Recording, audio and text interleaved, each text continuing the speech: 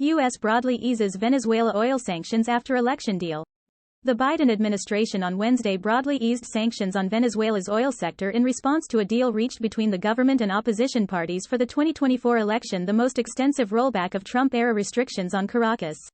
A new general license issued by the U.S. Treasury Department authorized OPEC member Venezuela, which had been under crushing sanctions since 2019, to produce and export oil to its chosen markets for the next 6 months without limitation.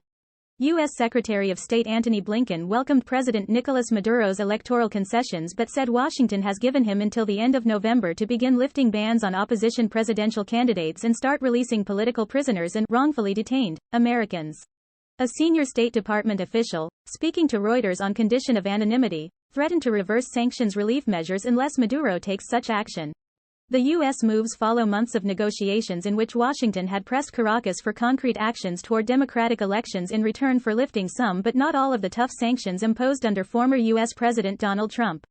It also represents a significant step in the increased engagement of President Joe Biden's administration with Maduro on issues ranging from energy to migration, a shift from Trump's maximum pressure campaign against the socialist government. Venezuela ruling party official Jorge Rodriguez, who leads the government's negotiating team at talks with the opposition, said on state television later on Wednesday that the sanctions relief affected all oil activities. The possibility of any person or company coming to Venezuela to invest is totally open, he said. Maduro's government and the opposition reached an agreement in Barbados on Tuesday on electoral guarantees for an internationally monitored vote to be held in the second half of 2024. But the deal stopped short of Maduro agreeing to reinstate opposition candidates who had been barred from public office. Blinken said in a statement that the U.S. was acting, consistent with our long-standing commitment to provide U.S. sanctions relief in response to concrete steps toward competitive elections and respect for human rights and fundamental freedoms.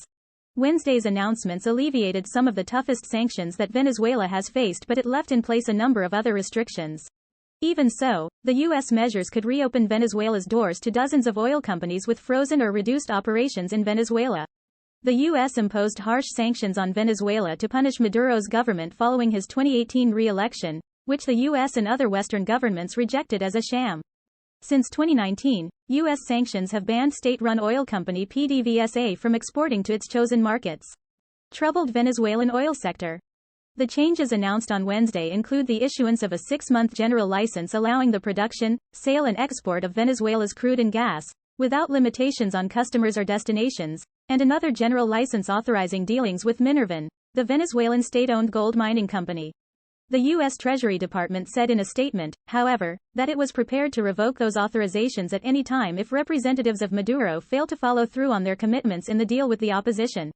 Treasury also removed the secondary trading ban on certain Venezuelan sovereign bonds and state-run oil company PDVSA debt and equity, though a ban on trading in the primary Venezuelan bond market remains in place, it said.